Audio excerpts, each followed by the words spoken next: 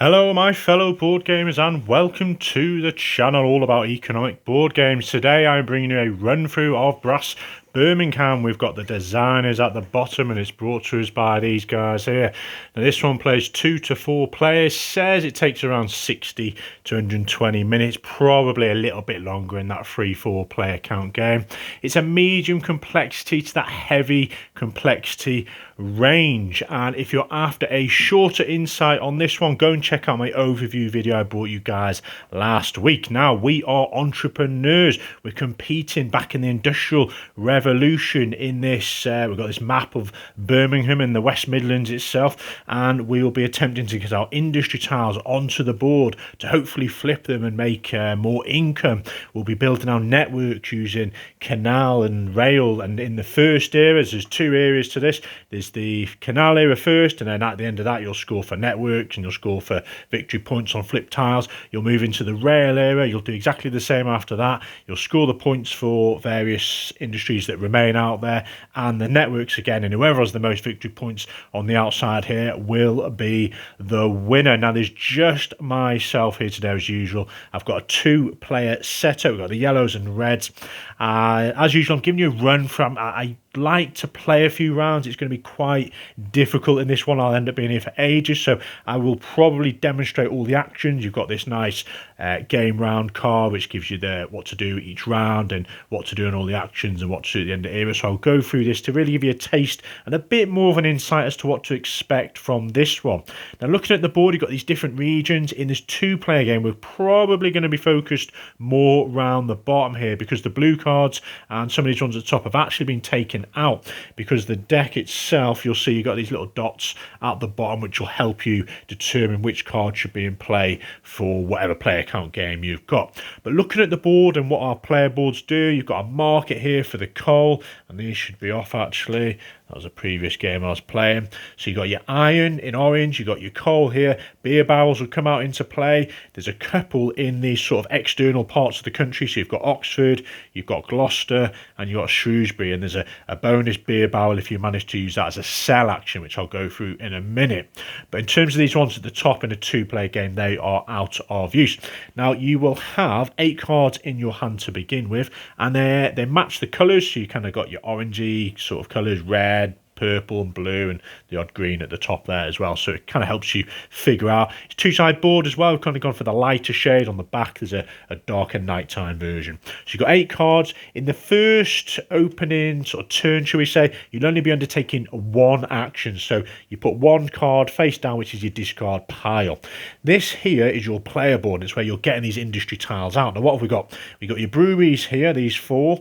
You have got your coal and you've got your ironworks. And I've kind of pointed them 3 out first, because those 3 particular industries bring produce onto the board. So these ones will have your beer barrels, you got your coal in black, and you got your ironworks, which is great, because if there's none of them out on the board, you're having to go to the market, you're having to pay money for them.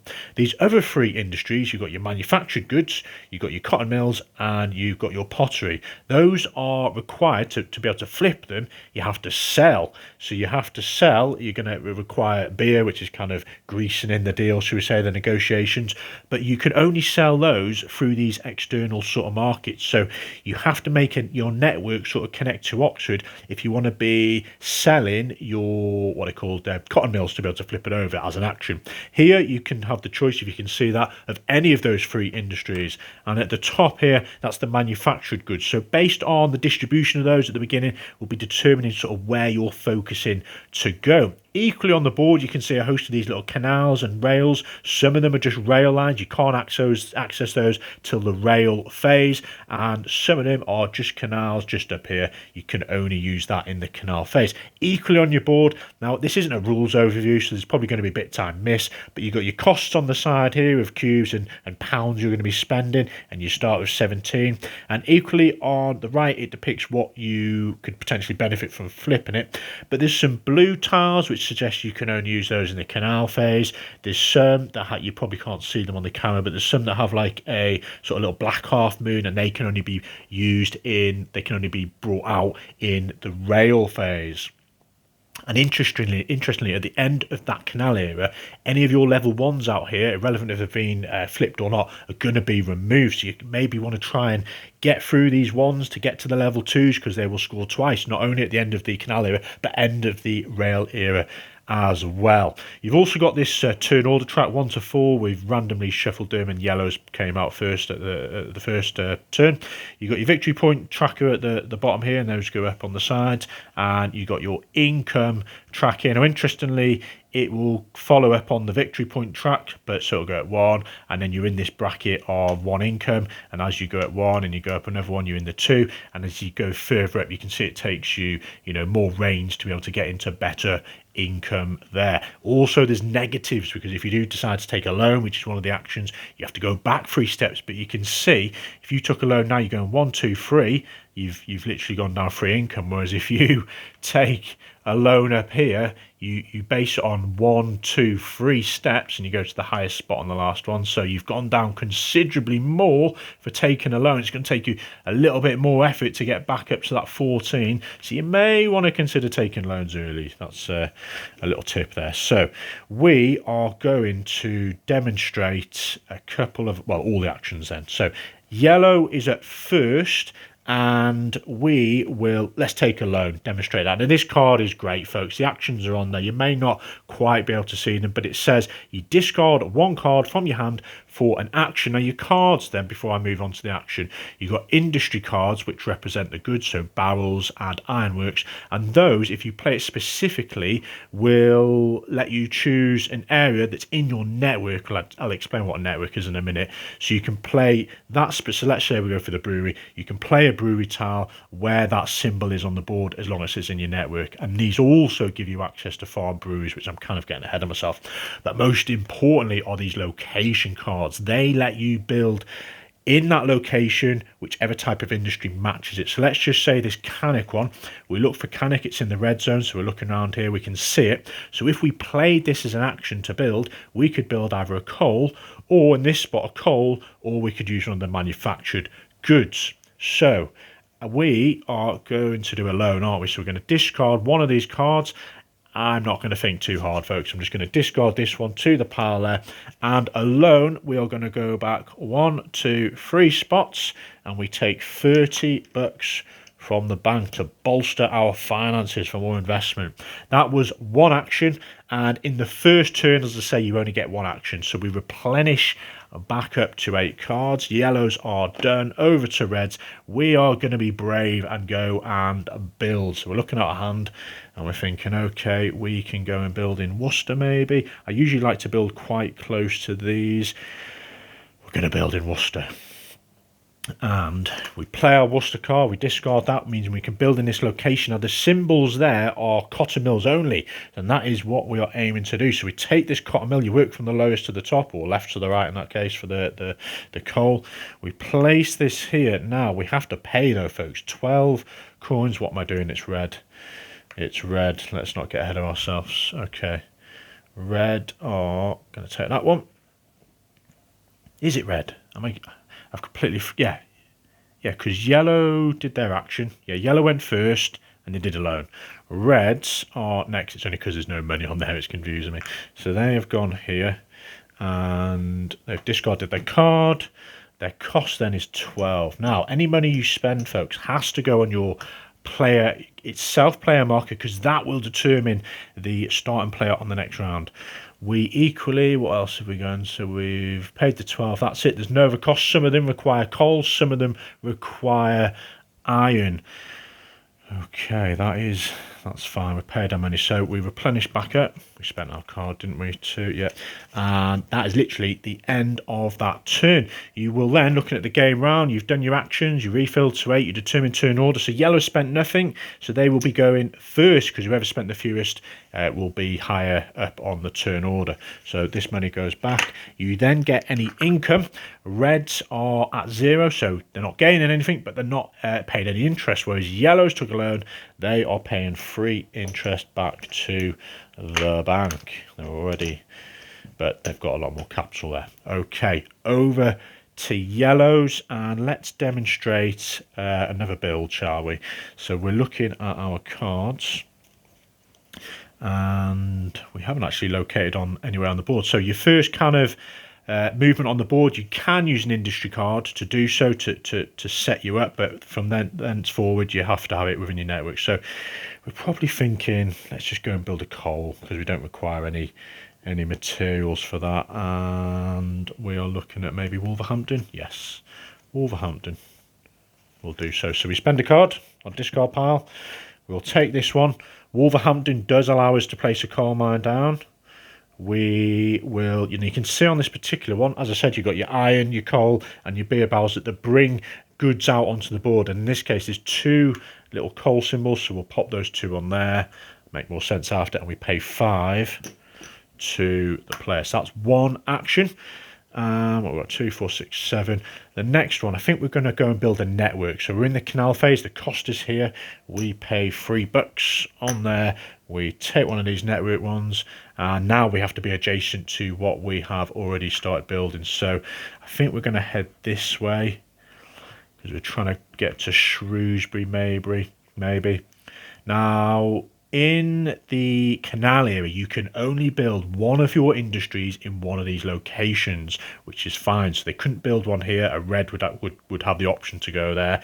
But in the rail area, you can build as many of your colour in each spot. So potentially 3 yellows there or 4 here. So that only occurs in the rail area. So we've done a network, hoping to get here. That was our second action. Did we discard? No, we didn't. Let's just get rid of that. I would be looking at these and scrutinising which ones I want to keep. I'm being rather blasé here, just disposing of them because I'm just demonstrating the action. So that is yellow. They've done their 2 goes. We should have 6 left. We replenish back up to 8. And then when it goes on there, over to red then. So what have we not demonstrated? Red's here. Can't quite, maybe we could sell. Yes, we're going to do that. We've got minimal money though. Come on, we're going to do that. So to be able to sell, first we're going to need to have a connection to one of these locations that allow us the capability to sell those goods. And you can see this one allows all 3 particular ones. Your crates, which are your what they called, your merchandise. Is it merchandise? Manufactured goods. You've got your pottery and you've got your cotton here. Whereas these are randomly distributed at the beginning of the game. The Oxford only allows the sale of goods for cotton. Manufactured goods here, as this one's quite a nice one. So first action then, reds are going to pay $3, so we need some change over to there, and they're going to place one of their canals here. Now you can notice that the board, as I mentioned, is the canals and the rail. We have access by canal to connect to Gloucester, which is great. That was a first action. Where's the cards? I haven't even discarded one yet. We're 2, 4, 6, 8. Let's just go with that one. So we discard a card, remember, each time. First action. Now second action, sell. Let me see if I can do this. So to sell, we are going to want to flip this one, and you can see on there, to flip it requires a beer to kind of grease the negotiation of trade with Gloucester. So we have, and it can only be used during a sell action, we have a network that connects us to Gloucester. These guys at Gloucester are willing to, we're selling cotton, which is fine, we meet the requirements, but we need a beer barrel, and there is one here, and this is now taken off back to the supply. It's met the requirements. We flip it over, and we also gain a bonus here, which the light bulb is a develop, so we can develop something off our board, which is reds, and there's no cost. You usually have to pay an iron, so let's just take this one off. That goes out of the game, and it's helped us sort of bolster up to potentially get the better ones. Now you can see on here there's 5 victory points, which happens at the end of the era, not straight away. 5 income for red. So 1, 2, 3, 4, 5. We are now in the free income bracket, which is great when we finish this. And there's a little line at the top, which is kind of a connection point. So at the end of the era, you're going to multiply this particular canal by 1, 2, 3, because there's 3 symbols, 2 there and 1 here. So you get 3 points for this canal, which is great. Whereas this one at the top, say, at the moment is with nothing because we haven't flipped that and there's no little connection symbols there. So bear that in mind, some juicy victory points for that. So where are we? We have done a network option and a sell, and we need to discard a card. So let's just get rid of Tamworth for red. So they've done their 2 goes. We count up how much money. We've got 3 coins there, 8 there. So red now changes player order. They spent the fewest. We put this money back, but I'll keep hold of it a sec. Reds are going to gain free money. There we are, and yellows are losing free money. So we'll give them 2 change. Okay, I am not going to play properly. I'm not going to play efficiently. I'm just going to give you random demonstrations of the remaining actions now. So we have built. That gives you a good idea of how you're getting these tiles onto the board, and you fill up the cost. One thing to note though is when you bring on the coal, if you had a connection to one of these areas here that has a little coal symbol, that coal would automatically funnel into the market, filling it, and there is one space to begin with on the setup. But for now, there is no access, so it just remains on there. Now, let's just assume yellows did put another canal here.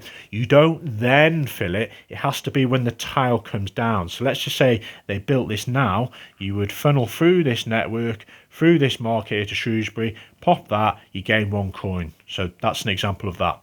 Let's just say 2 of them were empty.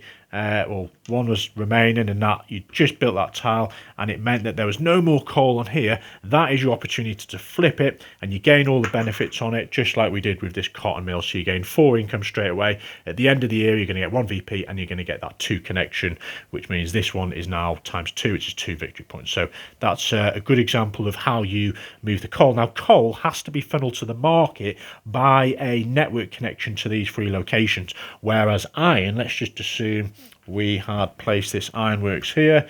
You would have put 4 cubes because that's what it's depicted on it.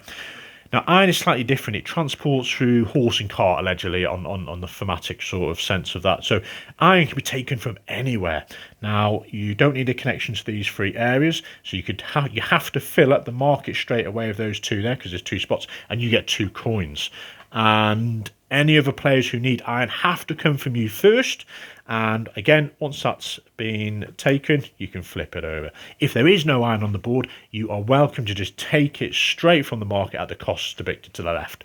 But if there is no coal you can access from another player, because there is none, or you're just not connected to them, and you're not connected to market, then bad luck, you can't actually build because you've got no access to coal. But you're probably going to want to think about maybe building one of these coal industries out there to get your own coal, or maybe going to start building these network canals to have access to that. So that's kind of how these resources work and how you attain them. So back to the actions then. We've done build. Network we've kind of demonstrated, and now a network is, let's just assume that wasn't there. You could build, you don't have to build a building there to then move forward. That is sufficient to be part of your network. It's adjacent to that connection, and then that allows you to build in here with whatever relevant industry. The next one is develop, which I haven't shown you yet. Now, develop is where you can remove up to 1 to 2 industries from your board, which kind of gets rid of some of the level 1s maybe. So maybe you wanted to take these 2 out, but there's a cost for each one. You have to pay an iron, and obviously if there's no iron on the board, you are then going to have to pay from the market to do so, which is kind of why you maybe want to get one of these tiles out here first, the ironworks, and then you maybe want to consider developing, because that means you can take these off to do develop, which then flips one of your own tiles, which then gives you income. So you can see the kind of connections there and the synergy. So yeah, that is developed. They go out the game, and that's a great way of getting up without having to build them all. Now, there is a exception on the pottery. There's a little kind of light bulb, if you can see that, of a red sort of circle in there, which means you can't develop that particular one. You have to build it to go up. We have the sell, which we demonstrated here. We were selling these particular 3 industries to those areas there, and that's the only way you can use those beer barrels as a bonus. You can't use the beer barrels on here for actions elsewhere on the board. With loan, we've demonstrated loan, and scout is the final one. This is where you discard 2 cards from your hand, you pop them back in your discard one, and you also do your normal discard as well. So you've got rid of 3 cards, and you can take these bonus ones up here. So there's 1 of each. There's an industry joker and a location joker. This allows you to go anywhere, including the top in a 2-player setup, and this one allows you to choose any particular resource or industry production as well, as long as it's connected to your network. Bear that in mind. And once you've played these, they don't go in your discard, they go back here for other players to access. That is all the actions, folks. Now, so each time you've played your 2 actions, it goes to the next player. Once you've both done that, you go through the game round, so you'll determine new turn order, you take the money off, you get your income, and you keep going. Now, once this pile has been exhausted and your player hand has been exhausted, that triggers the end of the canal era. And at that point, you score your canal links. So let's just kind of put a few more bits out here to demonstrate what's going on then. It would be a bit more hectic than what it is now at the end of the canal era, but in essence you will score your canal links. So here, this one, you can see just about those 2 links is going to score 2 points. You then take this off, it's had its use, it's not going to go into the rail era. You do that for all those, so you take that one, go, oh, I've not scored any, oh, this one scored 2 there because there's 2 little connections. You then go through all them, you go for the flipped industry tiles. So any you've flipped, you're going to get these points at the bottom left, 5 points, add them on, boom, 3 more there. And you do that for everyone. You then remove all level 1 industries, so any level 1s on here, so you can see this is a level 1 in the top left, that would go. Level 2 stay on the board, which are great because you get to score them again at the end of the rail area. You don't remove level 1s from here because you have to use that develop action to try and shift through them. You will then reset the merchant beer, so any beer from these bonuses that have been spent, you refill those on those tiles, and then you shuffle the draw deck. So you take all the discards, deal back out 8 cards, and you crack on with the rail era. Now the rail era plays exactly the same, with the exception of you're no longer using these canal tokens. You flip them over and you can see these little railway icons, and the costs are considerably more. So when you do that network action, you're paying 5 coins and a coal. Now you can attain that coal, well, you have to, if you can do it before, great, but once you've placed that, you will have to have acquired coal from potentially the spot there, so after the turn if required. And this next one, you can, for that network action, either do that one, or if you're feeling plush, which is great because it gives you efficiency of your actions on the network, you can pay 15 coins, 2 coal, and a beer barrel, which can't be one of these from the bonuses, and you will be able to put 2 of these rail networks out. And that is still classed as only 1 action. And remember, you get 2, so you're trying to be efficient over what actions you use to get the absolute maximum. After the deck has been exhausted again and you've used all the cards in your hand, that is the end of the rail era. You score exactly the same, and this card's great, it depicts it all on there. You score the rail links again, so any rail links, and you multiply those, and you will score the flip tiles, get all those. Whoever has the most victory points is the winner. Now there's probably a few little rules I've missed out. There's things like these farm breweries where you need to have a connection to your network to be able to place those, and you'll notice there's no location. You actually need the industry card, which is somewhere in the deck there. What else have we potentially not gone through? I think that's the bulk of the game, folks. That's hopefully giving you a really good insight as to what sort of actions and how you're trying to achieve, get these industry tiles out there, flip them, have this synergy about other players having to have your resources at the right time so they're not paying a cost at the market, but then you're flipping them over for free, which then means you're not having to go to the market, and it gives you more income. That income lets you develop and put more, well, not develop, but put more investment into other areas, and you're trying to get, these links to give you more VPs. You're trying to get more tiles out because you can see on the right hand side it shows you, if you manage to get this final pot of it out here, it's 20 VPs, and this manufacturing goods is 11, 9, 7, 8. So a great accumulation of points, which is going to give you the win. There we are, folks. Enjoy.